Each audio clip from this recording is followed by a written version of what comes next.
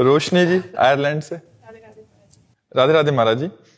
महाराज जी, मेरा प्रश्न है कि भगवान को प्रसन्न कैसे करें ताकि वो हमारी मनोकामना पूरी करें। आपने बताया था कि तप करना चाहिए, तो कैसे तप किया जाए, कोई व्रत किया जाए कि हमारा मनोकामना पूरी? पहली बात तो एकादशी व्रत शुरू करो। फिर जैसे भगवान शिव की उपासना तो सोमवार व्रत शुरू करो। भगवान शंकर का अभिषेक करो, नाम जप करो, कुछ पाठ करो और वो भगवान को प्रदान करो।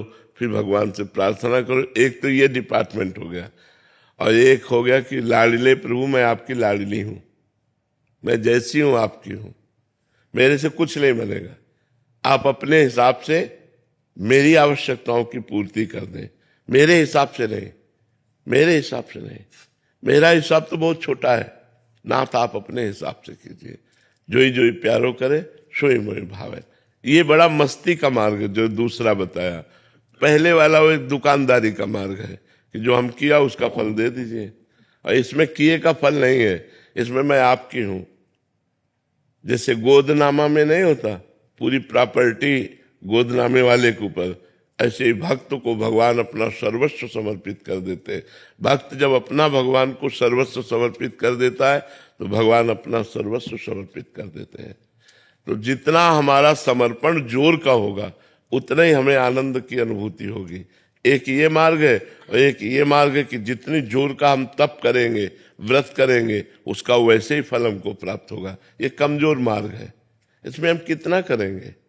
और ये मार्ग है कि सीधे भगवान अपना ऐश्वर्य, ज्ञान, वैराग, भक्ति, प्रेम जो चाहिए उसका खजाना खोल देते हैं और भक्त निहाल हो जाता है।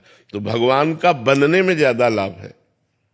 भगवान के लिए साधना करना, भगवान के बन के, ये और उत्तम बात है।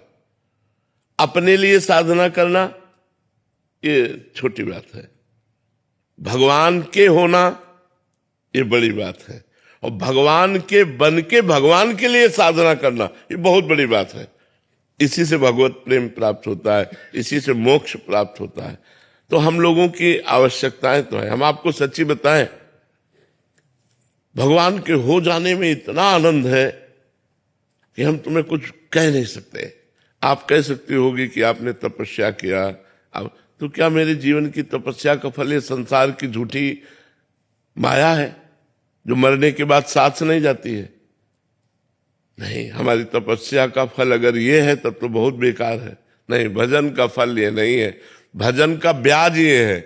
मूल फल तो भगवान का परमानंद प्राप्त होना, भगवान की प्राप्ति होना, दुखों से छूट जाना, सदा सदा के लिए दुखों से पिंड छूट जाना, ये भगवान के भजन का फल है। तो हमने 3 बातें बताई। भगवान से चाह पूर्ति करने के लिए भगवान की जो भजन शैली है, व्रत है, उपवास है, तीर्थ यातन है, दान पुण्य है, इनको करें तो हमारी कामनाओं की पूर्ति होगी। दूसरी बात बड़े जोर की, मैं भगवान का भगवान मेरे, नाथ आप मेरे स्वामी हो, मेरे पिता हो, मैं और किससे मांगू। ये अपनापन, ये बहुत जोर की बात है। भगवान के होके अपनी आवश्यकताओं की पूर्ति करना। तीसरी बात, भगवान के लिए, भगवान के होके भजन करना, ये बहुत जोर की बात हो गई। अब हमें चिंता नहीं आगे क्या होना है, आप खुद देखिए आपको आगे क्या करना है। वो बड़ी मस्ती की बात होती, बड़ी मस्ती की बात हो। कदम कदम पर प्रभु की कृपा और प्यार दिखाई देता है कि हमारे प्रभु कितना हमें प्यार करते हैं।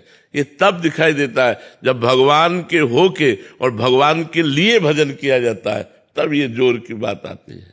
महाराज जी, अधिकतर तो ऐसा ही है कि मतलब कामना की पूर्ति हो जाए इसलिए भगवान। हाँ, प्राय ऐसा। लेकिन हमारी कामनाओं की कभी पूर्ति हो नहीं सकती। एक कामना पूरी होती है तो 2 कामनाएं खड़ी हो जाती हैं, 2 पूरी होती है तो 4 खड़ी हो जाती हैं। कामना ही पूरी शांत हो जाए, वो भजन का फल होगा कि अब कोई कामना नहीं। जाहि न चाही कबहु कछु, तुम सन सहज स्नेह, बसहु निरंतर तासुर, सो राउर निज के। जिसे कभी कुछ नहीं चाहिए, सब कुछ व्यवस्था भगवान अपने आप करते हैं। चाह की कोई जरूरत करने की नहीं है, केवल भगवान के होने की जरूरत है, भगवान के भजन करने की जरूरत है, गंदे आचरणों के त्याग की जरूरत है। तो इसलिए हम कहते हैं 3 पद्धति है। एक तो है करके भगवान से लेना, एक है हो के भगवान से लेना, और एक है लेने की इच्छा ही ना रखना, केवल भगवान के हो जाना। तो सब अपने आप हो जाता, सब अपने आप व्यवस्था हो जाती है। इसलिए हम कहते हैं भगवान के हो जाओ, भगवान के हो करके फिर देखो कैसा आनंद जीवन में है।